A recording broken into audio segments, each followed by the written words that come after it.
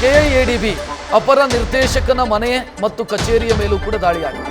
ತುಮಕೂರಿನ ಬನಶಂಕರಿಯಲ್ಲಿ ಅವರ ಮನೆ, ಕರ್ನಾಟಕ ಇಂಡಸ್ಟ್ರಿಯಲ್ ಏರಿಯಾ ಡೆವಲಪ್ಮೆಂಟ್ ಬೋರ್ಡ್ನ ಅಪರ ನಿರ್ದೇಶಕ ಸಿಟಿ ಮುದ್ದುಕುಮಾರ್ ಇವರ ಮನೆಯ ಮೇಲೆ, ಕಚೇರಿ ಮೇಲೆ ದಾಳಿಯಾದಂಥ ಸಂದರ್ಭದಲ್ಲಿ ದೊಡ್ಡ ಪ್ರಮಾಣದಲ್ಲಿ ನಗದು, ಚಿನ್ನಾಭರಣ, ಬೆಳ್ಳಿ ಆಭರಣ, ವಾಚುಗಳು ಇದೆಲ್ಲವೂ ಕೂಡ ಪತ್ತೆಯಾಗಿದೆ. ಮುದ್ದುಕುಮಾರ್ ಅಂತ ಹೆಸರು, ಮುದ್ದುಕುಮಾರ್ ದುಡ್ಡು ಕುಮಾರ್ ಆಗಿದ್ರು ಅನ್ನೋದು ರೇಡ್ನ ಸಂದರ್ಭದಲ್ಲಿ ಗೊತ್ತಾಗಿದೆ.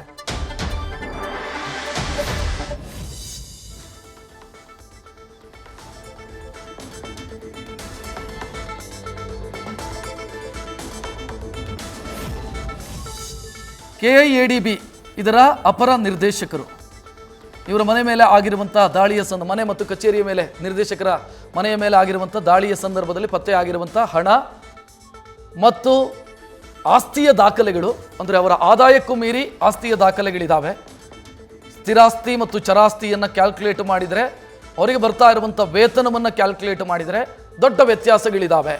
ಅವರಿಗೆ ಬರ್ತಾ ಇರುವಂಥ ವೇತನಕ್ಕೂ ಅವರಿಗಿರುವಂಥ ಆಸ್ತಿಗೂ ಒಂದಕ್ಕೊಂದು ಸಂಬಂಧವೇ ಇಲ್ಲ. ದೊಡ್ಡ ಪ್ರಮಾಣದಲ್ಲಿ ಆಸ್ತಿ ಸಂಪಾದಿಸಿದ್ದಾರೆ ಅಂತಂದರೆ ಯಾವ ದಾರಿ ಮುಖಾಂತರ ಸಂಪಾದಿಸಿದ್ದಾರೆ? ಈ ಪ್ರಶ್ನೆಗೆ ಸಹಜವಾಗಿ ಉತ್ತರ ಸಿಗ್ತಾ ಇದೆ. ಭ್ರಷ್ಟಾಚಾರದ ಮುಖಾಂತರ, ಲಂಚ ಬಾಕತನದ ಮುಖಾಂತರ ದುಡ್ಡು ಸಂಪಾದಿಸಿದ್ದಾರೆ ಅನ್ನೋದು ಮೇಲ್ನೋಟಕ್ಕೆ ಗೊತ್ತಾಗಿದೆ. ನೋಡ್ತಾ ಇದ್ದೀರಿ, ಒಂದೊಂದು ವಾಚ್ಗಳು ಏನು ಗಮನಿಸ್ತಾ ಇದ್ದೀರಿ, ಇದೆಲ್ಲ ಕಾಸ್ಟ್ಲಿ ವಾಚ್ಗಳು, ಜೊತೆಗೆ ಚಿನ್ನಾಭರಣಗಳು, ದುಡ್ಡು, ಕ್ಯಾಶನ್ನೆಲ್ಲ ಇಟ್ಕೊಂಡಿದ್ದಾರೆ ಮನೆಯಲ್ಲಿ. ಇದ್ರ ಜೊತೆಗೆ ಆಸ್ತಿ ಪತ್ರಗಳಿದ್ದಾವೆ. ಇವರೇನೋ ಒಂದು ಕಂಪನಿ ನಡೆಸ್ತಾ ಇದ್ರಂತೆ, ಬೆಂಗಳೂರಲ್ಲಿ ಆಫೀಸು ಇತ್ತಂತೆ ಆ ಕಂಪನಿಗೆ ಸಂಬಂಧಿಸಿ.